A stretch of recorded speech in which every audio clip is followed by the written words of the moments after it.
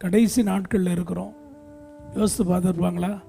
அந்த குஜராத்தில் நடந்த காரியம் பார்த்துருப்பீங்க.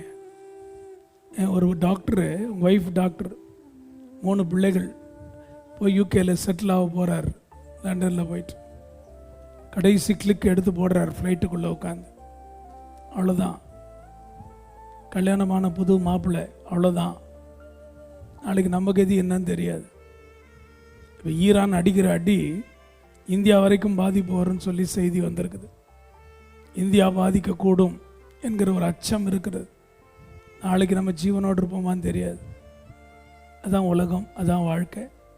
ஆண்டவர் கொடுத்துருக்கிற இந்த கொஞ்ச காலத்தில் கர்த்தருக்காக நம்ம ஊழியம் செய்ய வேண்டியது அவசியம்.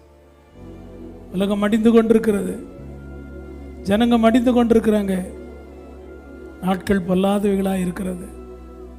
நாளைக்கு நம்முடைய நிலைமை என்னன்னு தெரியாது. சந்தோஷமாய் வெளிநாட்டில் செட்டில் ஆகணும்னு போனவன் சாப்பிட்டுட்டு இருந்தான். மெடிக்கல் காலேஜ் ஸ்டூடெண்ட்ஸ் ஜாலியாக ஃப்ரெண்ட்ஸோட அவன் சாப்பிட்டு இருந்த இடத்துல அப்படியே மறித்து போனான். இன்னைக்கு நம்முடைய நிலைமை என்னன்னு தெரியாது. பிரதர், சிஸ்டர், கொடுக்கப்பட்ட இந்த கொஞ்ச காலத்தில் நான் கர்த்தருக்காக எதையாகிலும் செய்யணும்.